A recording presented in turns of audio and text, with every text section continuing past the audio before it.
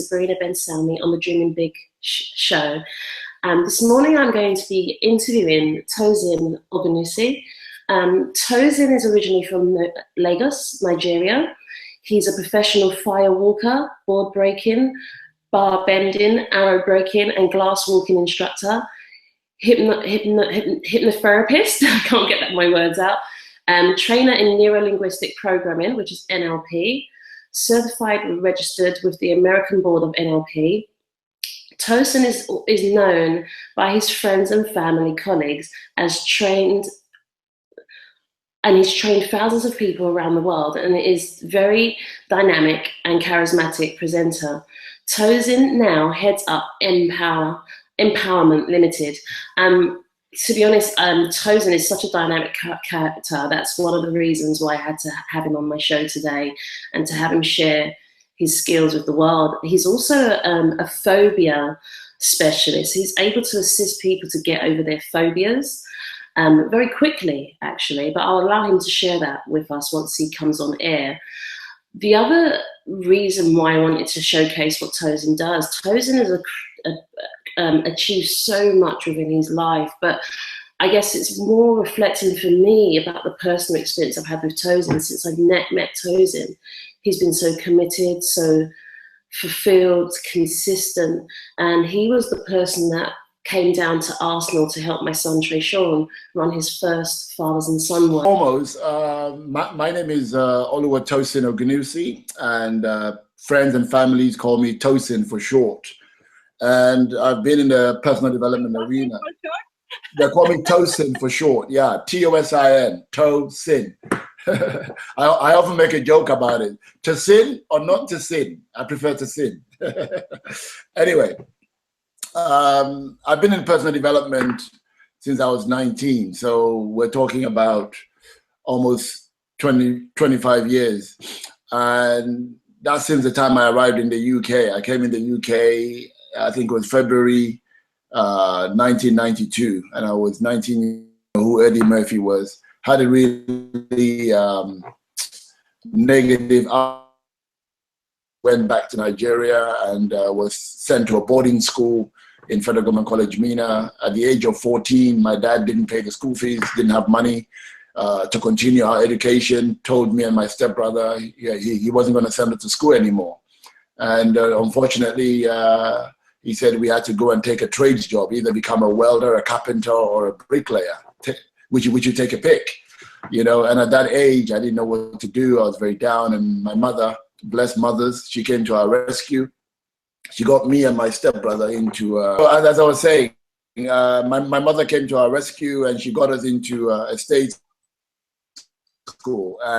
And the name of the state school was called Hope. As a result of that, you know, I began to do well in school, but we never had any textbooks. We only had notebooks. So for me to really excel in school, I used to pick out the people that were the best in school, that were doing really well. They were my friends. I made friends with them because then I could share their textbooks with them. And more importantly, they could share their knowledge with me as well. So I always knew where I was. I was an average student. So I always used to pick the guy that I thought were the best in school, like the head boy, the head girl, the prefects, you know, the people, the senior or whatever. So I used to hang around with those guys, and therefore I kind of accelerated my learning. And that's been my theme growing up, and I've learned that pattern of behavior. So yeah, as a result of that, you know, I finished high school, well with my maths and English. Then, like I said in the story, we came here in 1992. What I wanted to do was to, you know, improve myself and really get my maths and English. So I went to Hammersmith and West London College. Got to really excited, but while I was doing that, I was doing what we call early morning jobs. So I used to travel from Arnold's in High Street, Kensington, on the Piccadilly line, 22 stops, to go to an early morning school at 5:30 in the morning to clean the school. Then I would come back to get to college in Hammersmith College to do my maths, GCSE and English. And I was doing that for about a year. When I finished that, then I took on what they call, I can't remember, beaters. And so I did that. And while I was doing that full time, I was now working as a kitchen porter in Portobello Road for a restaurant called Lee's Restaurant. So I was doing that back and forth. And literally, you know, every year I often say to people, just to cut a long story short, that, you know, I often saw myself somewhere every single time. So I had a vision of myself, of what I wanted to be and what I wanted to do. So all of these kind of paths was just a stepping stone, if you like.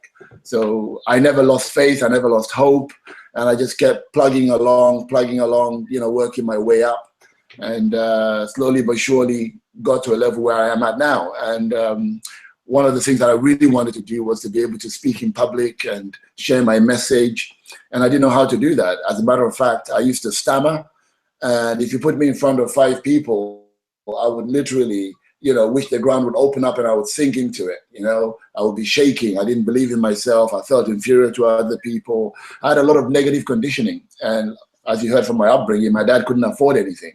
So if somebody says, oh, can you want to do this? I can't afford it. I can't afford it. It was always the word that was ingrained in my brain. So when I met my first mentor, and I was at a seminar, and I sat in the front row, and, you know, he came up to me and he goes, who are you? I said, I'm Tosin. He goes, that's not who you are. I said, what do you mean? That's who I am. He goes, that's not who you are. And I was like, oh, Tosin's my name though. He goes, that's not your name. That's the label your parents gave you. He goes, you know, when you were born, you had no name, you know? It's a bit like Heinz baked beans. It's just a label. Your parents gave you that name. I was like, interesting. Then he went up to somebody, are you white? And the person says, yes, of course I'm white. He goes, you're not white. He goes, my shirt is white. He was wearing a white shirt at the time. Then he comes back to me. He goes, Tosin, are you black? I said, of course, I'm black and proud. He goes, you're not black. He goes, my shoe are black. I was like, okay, now if he's not white and I'm not black and my name is not Tosin, what the freaking hell are we, right? So I started to ask the obvious question, you know. And that's when he dropped the bombshell on me and really said something that was so profound that literally obliterated all of my limiting beliefs. And then he said, you might want to, you know, take note of this actually. He said, all we are, you and I and everybody else on the planet, all we are is a spiritual being having a human experience. Wow. All we are is a spiritual being having a human experience. And I thought about that for a while. And no one has ever put that to me. You know, everything you hear when you're in this kind of culture is, oh, you're black, you got to work 10 times as hard, you never make it, it'll be this. It's all the negative stuff that you hear all around. And here was one person saying something so profound to me that just blew my mind. And in 3 hours, I just wanted to do what the guy was doing. And I went up to him and I said, hey, how much is it to do your course? I really want to do your course. I really want to do what you do. He goes, great. If you want to sign up. I said, how much? He went £10,000. And I screamed at the top of my voice, what? £10,000. And instantly I said to him, I can't afford it. Because that's what I knew. I can't afford it. I mean, I didn't even have £500 saved, let alone £10,000 to do a training. And he looked at me and he just said to me, if you can't afford it, you can't afford not to. And he walked away from me. Wow. And I was, wow, how could you just walk away from that? That's a bit rude. And in my mind, I thought to myself, he just done me a favor. And what he was really saying in hindsight was, if you want off your backside and go and make it happen. That's all he was saying to me. Give me all your excuses and waste my time. You're wasting my time. And at the time, I didn't know that. I was all flustered and angry. And but when the dust had settled, I really realized that, because the truth about us as human beings is, if something is of interest to us and we really want it, I know that deep down we usually find a way. And that's the truth of the matter. We usually find a way. And that's what I did. You know, I was no different to anybody else. So I said, I'll show you. And I found a way. As a matter of fact, I borrowed the money from Barclays Bank, I remember. And I attended the training, and it was my first training. And that guy was Bob Proctor. I'll never forget him. You know, phenomenal guy. Still love him till today. And it was as a result of that that got me started into personal development. And as a result of that, I just went on. Proctor? Yeah, Bob Proctor. Wow. Yeah, 2000. Wow. Yeah, Bob Proctor, one of my first mentors. And he got me started in the game. And I didn't know anything about personal development, but I started getting into the game, understanding it, finding out more about it. And then the next mentor was Tony Robbins, because then in 2002, I went to UPW just to check him out. And that was it. I was in love, because I loved the fact that the guy was doing a fire walk and all that kind of stuff. And I love the crazy energy, because my gift is my energy, you know? So I thought, if I could combine Bob's kind of calm, assertive energy and Tony's crazy, wild energy together, wow, that's me. you know, and that's how my career started. I went to UPW 9 times. I've been 5 just to attend, and I crewed 4 times as well. So I really wanted to learn what was going on in the background and stuff. And it was at UPW that I met Andy Harrington and his wife at the time. And they were doing fire walks, board breaks, bar bend, glass. But I thought, oh, they said, come and help us, come and support our team, come and support our company. And I went along and I did that. And they said, oh, we'd like to hire you. So that's how I started. So it was Andy, myself, his mother, and his ex-wife at the time, 4 of us, first company, Inner Compass. And we were doing firewalks, board breaks. I became their top salesperson, their top trainer, doing all that stuff for them, growing, learning my own. And yeah, and that's how I started. And in 2006, I became a firewalk instructor myself. I became an NLP trainer myself, and then because I did my NLP Prac Master Prac.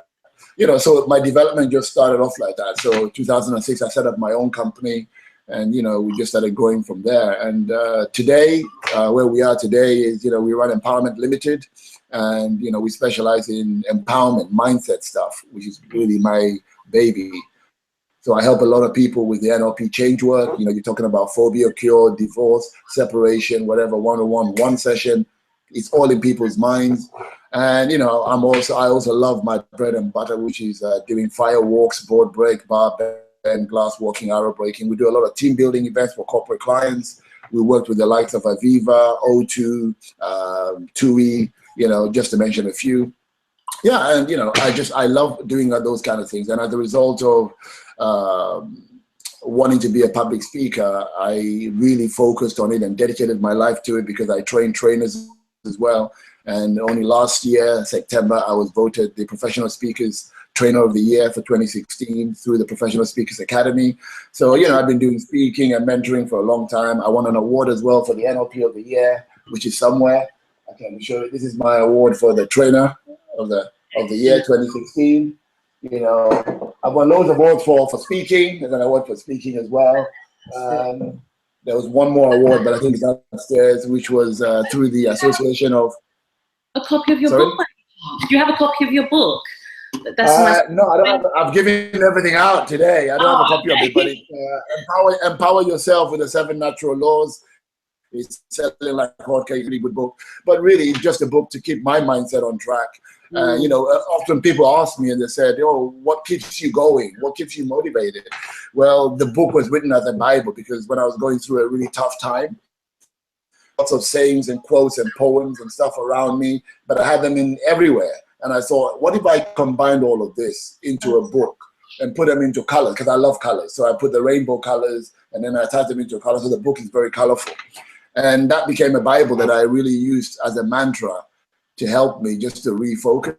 Because as human beings, you know, I often tell people that life is a roller coaster, you know, and it's about how we manage the ups and the downs. And really, we shouldn't see them any different to each other. You know, when I started out, it'd be like, you know, when I'm on the up, you're excited, yay! And then when you drop down, you're down, you know, but really, they're both one and the same thing. So when you're up, you just stay neutral. When you're down, you stay neutral. It's literally not getting caught up in the emotion of things and just seeing things for what they really are and acknowledging them. I'm not saying ignoring them, but acknowledging them. So in life, I feel like, you know, acknowledge it, appreciate it, and then accept it. If you can do that, then you'll be on an even keel. And, you know, whatever happens to us, we've all heard the cliche, you know, everything happens for a reason. But when it happens to us, we don't really believe that. We're like, we're freaking out. But it's true. If we believe everything happens for a reason, then we should take a different approach. So that's always been mine. I've always had a mantra for myself and my quotes. I've always had every year something that I'm aspiring to get and reach, you know. And in life, even if I never get there, but at least I had the thought and the vision to go and pursue it. It's what I always say. It takes me from here to at least there, if not there, but at least takes me from here to there. Yeah. So, you know, in a nutshell, that's my story. That's what we do. We specialize in mindset stuff. That's what I love. That's my baby. And I use one-on-one training to help people, couples, single people, phobia cures. You know, I had a young girl who was scared of needles and spiders. She's 14 years old. And she wouldn't take her injection, and her mother had to bring her to me, and one session done. So this is the kind of stuff that I love to do, you know, working with kids. And people say the sky is the limit. No, that's not true. The mind is the limit. You know, so if we can really manage this and control this, then we got freedom. I Whether totally you can manage this, you got freedom, because this is all happening up here. absolutely. And we're only ever battling ourselves, you know? Yeah, so. Very true. Sorry, I don't know, I could talk forever if you asked me to talk. Yeah, so I was trying to say. anyway. How can listeners get in touch with you, learn more about you? Because I know particularly your book is one of our household favorites. Paolo's read that maybe 7 times now. He loves the book, and it's an ageless book, I would say. Adults, children, you know, all of us in the house have read that book. How can people get in touch with you and learn more about what you're doing? Well, they could check out our website. We are www.empowerment without the E. Take out the E, and it's MPOWERMENT.co.uk. So www.empowerment.co.uk. They can check us out on our website. We are on Facebook, again, Empowerment with an M, POWERMT LTD. So Empowerment Limited Ltd on Facebook. They can see us on there, and you know, they can read some of our reviews and stuff that we do. You know, we're a young company. We're growing. We're excited about what we're doing. We like to make a difference. And my mantra is very, very simple. When somebody says, you know, who are you? There's a mantra that I have that I recite every day of where I'm trying to get to, and it changes every year. And for this year, it's a big one. It's scary, but it's big. It's audacious goal that really, you know, keeps us going. So yeah. Excellent, absolutely excellent. You know, when I was listening to your story, I found it so invigorating in the sense that I've known you for so many years, but every time I interview someone, it feels like I've just learned a new part of them. There was aspects of that, like to kickstart your career with Anthony Robbins and Bob Proctor. It really holds true to the fact of how you chose to govern your life, in the sense that you always surrounded yourself with people that knew more than you, that could take you further. And I love the fact that when Bob said, if you can't afford to, you can't afford not to. And Correct. Someone else just walked away. You know, what made you go, actually, I need to listen? I know that you said that you got what he said, but what really made you realize, actually, enough's enough, I need to take action? Well, that's a great question, because, you know, sometimes in life, when you are at a place, at a crossroad, because I believe life is a crossroad, you know, we have a choice. Where we are at right now today, we have a choice to go left, to go right, or to go forward. But backwards is not. It's not an option. Yeah, we can't reverse time. So backward is not an option. But we have options of going left, right, or forward. Now, who's to say that's right or wrong? I don't know. Nobody knows. I don't know what your destiny is or my destiny is. Absolutely. So that was a really profound question. So for me, I had a choice. You know, I looked at my life and I said, Tosin, either you stay where you are and keep in this negative attitude of blaming everyone, blaming your father for not going to university, blaming your mother for not doing it, blaming them for all the stuff, blaming them for how you've turned out. And I realized at some point I had to take responsibility for me. At some point, it had to be up to me now. I'm a grown man, you know? At that time, you know, 19 years old, at home doing all these things, getting to this level where I was. At that stage, I realized, you know what? I do. He gave me the impetus that I do have some choice in the matter. Because then my conditioning was saying, you have no choice. Que sera, sera, whatever will be, will be. This is who you are. This is what your life's amounting to. Forget about it. Why bother? That's what my conditioning was telling me.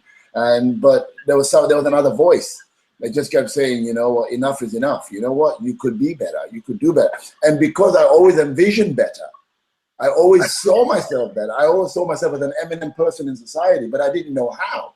You know, by the way, I'm still a small fry. I'm still learning. I'm still growing every day. But I always felt that, you know, and my belief was if I could make a difference to one person, then, you know, my life had meaning. My life had purpose. So therefore, I knew I had to do something, because if I didn't, that was my lot in life. And there was an opportunity where in 2000, I'd come to a junction where I was working for a company called Seagram as an accounts payable executive. Managing 6 people. I realized that opportunity was they were making people redundant, but they kept me on a retainer to finish off the year and leave later than most people. And then they were doing a lot of personality profile testing, you know, and when I checked, I realized I'm not somebody to sit in front of a desk and stand in front of a computer doing accounting. That just wasn't, my energy was bubbling inside me. It's like I was not fulfilling my purpose. So I knew then when I did the psychometric testing, Myers-Briggs at the time, I knew I had to do something different. I wanted to hang around with people, I wanted to support, I wanted to help people, but I just didn't know how. And I knew that this was my opportunity to do something when I met Bob. So I took the plunge and I just went for it. I think that's an excellent point, Tosin. I think what you said is that something that people don't often say. In all different industries, we kind of talk like, come on, be here, join here, do this. And you took a step back and said, actually, what is right for me at this moment, in this time in my life, what's right for me? Because often we're led that Sam's had success in this area of their life, let me jump on that. And you can, in a sense, one can become that person that's distracted by shiny object syndrome, so to speak. So I think you've got really good core values that's helped you to navigate, because not being funny, like to start your life with those top quality mentors, that's an attraction, there's a level of attraction that you called into your life. Because well, this is what I often say, you know, I don't know what you believe, but when you talk about destiny, it's almost like sometimes if you're meant to go there and you are resisting to go there, universe has a way of turning around and whacking you with a baseball bat on your head. Literally. Or something, and then you pay attention and you go, okay, where am I supposed to go? So you have those moments of reflection. But as you say, core values, I don't know, because at the time you think you're making the biggest mistake of your life. Because my mother was like, are you crazy? Are you mad? You're going to leave accountancy? You're going to leave what you're doing, a secure job, to go and do what? You know? And till today, she still asks me, do you have a real job? And I don't. You know, according to her, I don't have a real job. So she's still bitter about the fact that I made a decision to leave. But I thought at some point, you know what? I'd rather make those mistakes myself. It's my choice. And I had to make it because she saw that as a secure job, getting paid every month, and now to go into pay where I don't know where the next paycheck is coming from, you know, from month to month, which is a scary place to be for most people. And that's where we're at, you know. So it's almost like, for me, it's like you're alive, you're consciously awake, you're alive every day because you got to make choices every day. And I have to be honest, sometimes I don't make the right choices every day. And sometimes you do have that moment of anxiety and doubt and fear. Is it going to turn out all right? But you know what? I wouldn't have it any other way, you know. So it's one of those. Thank you for choosing you, Tosin. I think, you know, I can only speak for my family and the people I know you've worked with. You know, when we met you several years back, that I have seen nothing but consistency from you, consistency, high energy. When you come into the room, you play full out.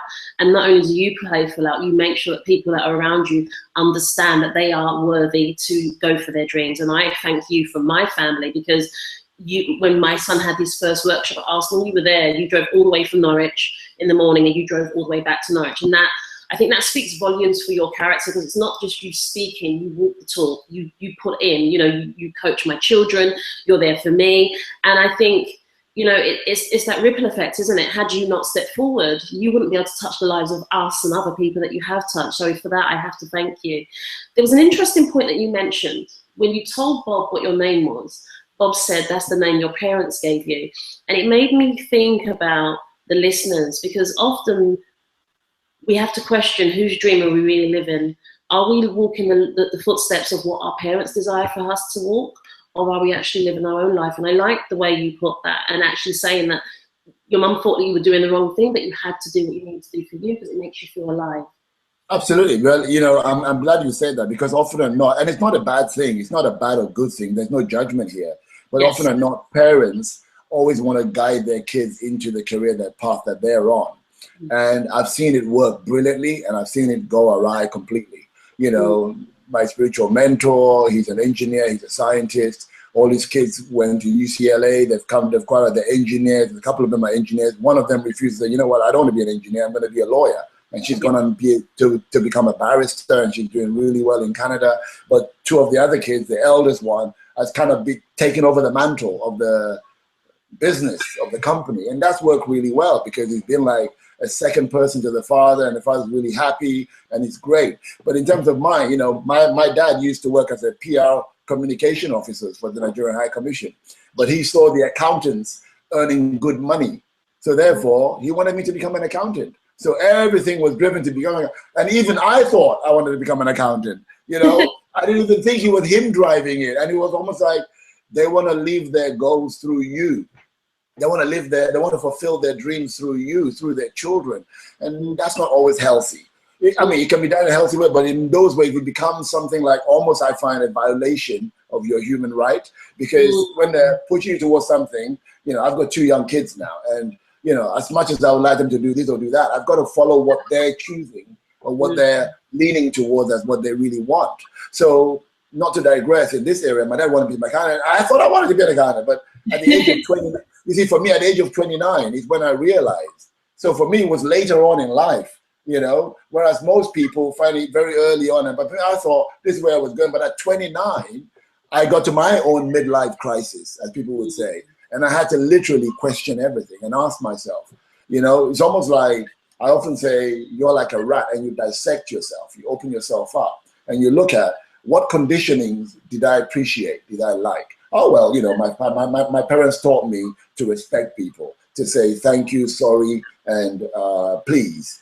I will always value those words. They're amazing, you know. They taught me well. But then there are other things that, you know, my parents told me, I thought, this is just building guilt and hurt and da-da-da, and I don't want any part to do with that. So I had to literally change those part of me that I didn't like. And I'm constantly still battling and changing some things right now. So, because these are lifetime conditioning.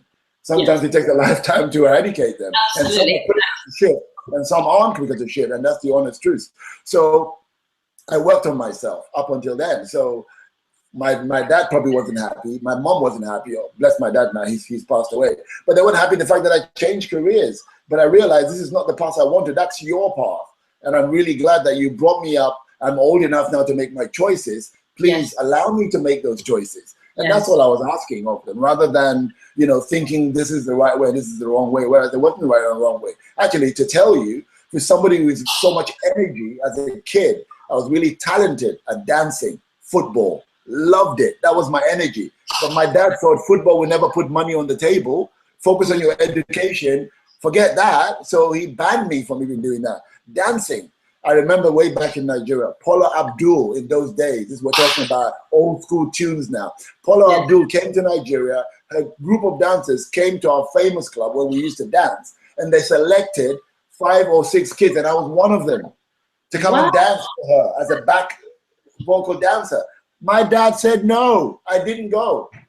You know, I didn't go. So from those early days, where my passion lies with so much energy, and I want to do stuff with my hands. So I could have become a doctor or something, because I love doing physical stuff, because that was the energy I was giving, it's a gift.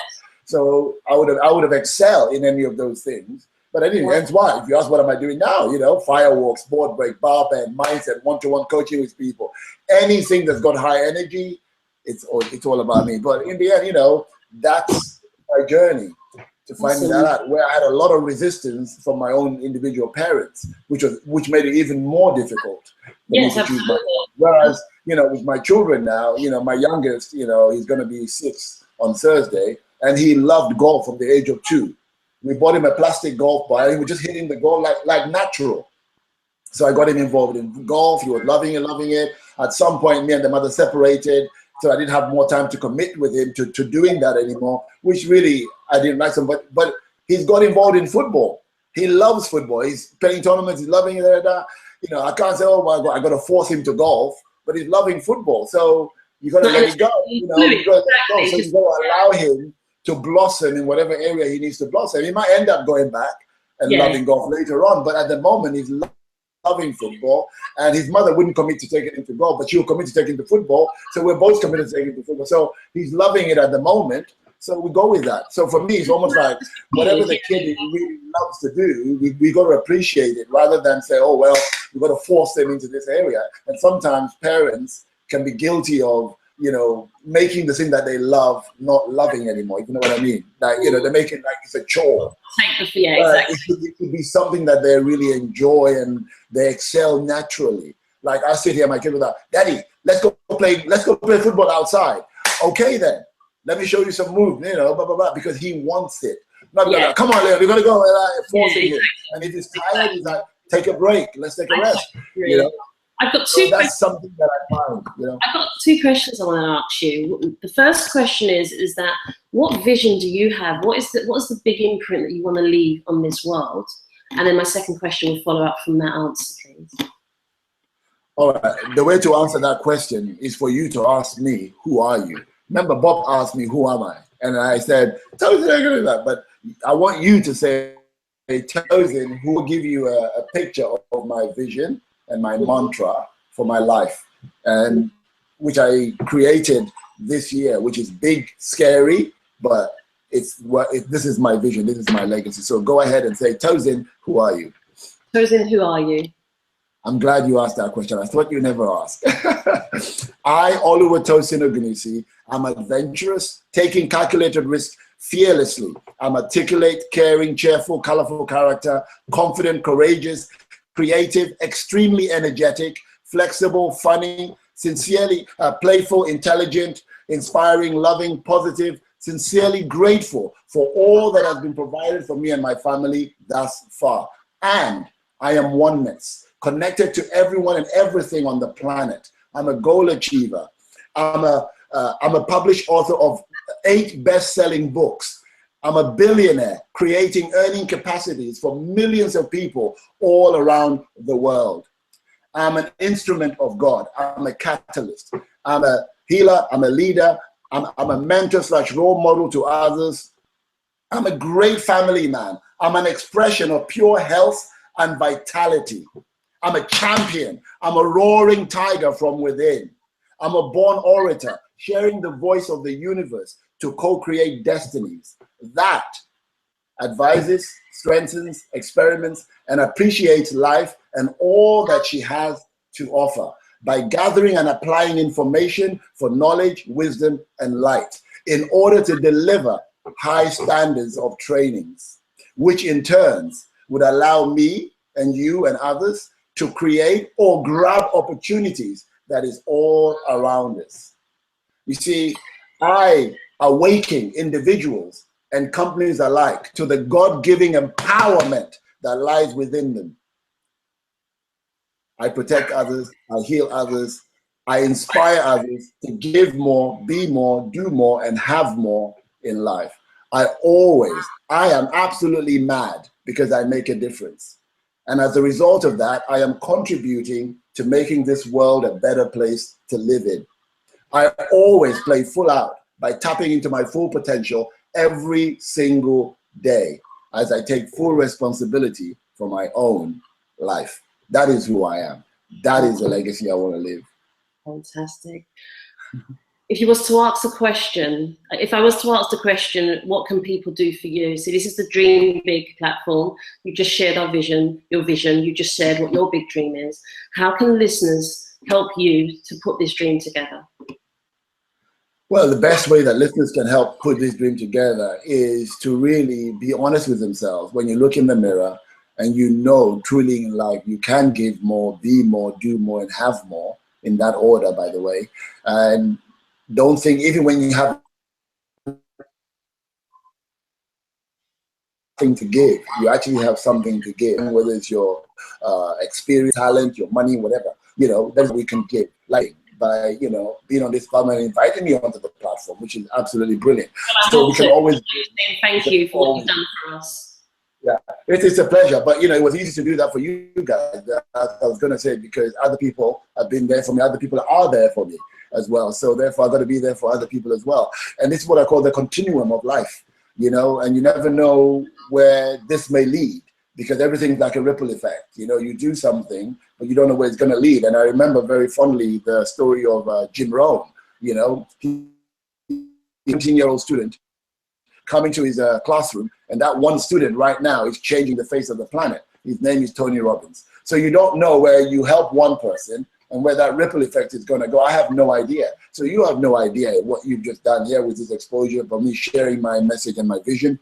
I don't know where it's going to go. It may go nowhere, it may go somewhere. So helping your kids and coaching your kids, it's a joy, it's a pleasure, because I know they're going somewhere. They're special kids. And like I said to you, it takes a special kind of person like yourself to be able to take your children and drag them everywhere you go in terms of personal development, opening their minds to these kind of like mindset stuff. I was 29, Sabrina, when I started learning this knowledge. So for your kids to start at an early age, that's amazing. Can you imagine what they'll be when they're 16, 17? To say, when I look at the college that I learned with, Nick James, his parents were taking him around like you are. And by the time he was 17, 18, he was excelling. He's doing really well now. So the earlier we can get our kids involved in this, the better. My children are involved in this now from the early age, so I see that. And because they're getting to understand from us and see what we're doing, so they're improving. Now, my kids don't have it like I did. They don't have it hard. They don't even know what hardship is. From growing up in Nigeria, going to school with no slippers, getting beat, having one uniform, no cars, jumping on buses, having the equivalent of 50p to go on a bus, 50p to come and 50p to have something to eat. Well, you can't buy anything with 50p.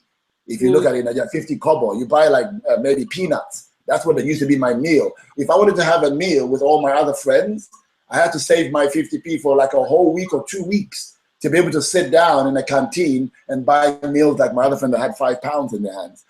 So that was the kind of hardship I went through, and I don't want that for my kids. So it's very different now that they're doing better than we ever do. And I try to teach them and get them to understand that life is not as it seems, and there are other people that are less off than we are. So they have to appreciate that. But the best thing your listeners could do, which is the question you asked, is just be honest with themselves, look in the mirror, and really truly believe in themselves, because we can always be more, do more, and have more. Life is always continuous. The minute we think we're there and we're here, which I used to think I was, then we're just digressing. And they say if you're not creating, you're disintegrating. So if you're not living, you're dying. So we can't be one or the other. We can't just stand still. So we've got to keep moving. So that's what I would say to them, is whatever they do, to keep moving. And if they want to reach out, if I could support them in any way, then they can reach out on our website, like I said, or our Facebook page, Empowerment Limit. They can like it. And every week now, I'm doing a topic of the week every Monday on Empowerment Limited. So if the listeners want to get some golden gems and improve their life in some way for free, then they can like our page and now, be there every Monday to give them some, we call it Inspirational Monday, Motivational Monday, because people hate Mondays. I love Mondays. So every Monday, 9 o'clock in the morning, I'll be doing some inspirational stuff there. And I started this week, so it'll be great. So that's how they can prove that whatever you do, just keep moving. That's my, Thank you very much, Tosin, for your time. Sorry about the technical difficulty today. Hey, it happens to the best of us. Exactly, we're not perfect, but we made it work. And you shared your story, and I really, really appreciate that. Tosin, I wish you continued success, health, and happiness for you and your loved ones. Have an amazing day. Listeners, thank you. You're listening to Radio Works platform with your host, Sabrina Ben Salmi, on the Dream Big Show. Thank you so much, Tosin. It's a pleasure. Thank you for having me, and God bless. And you. Take care. All right. Bye.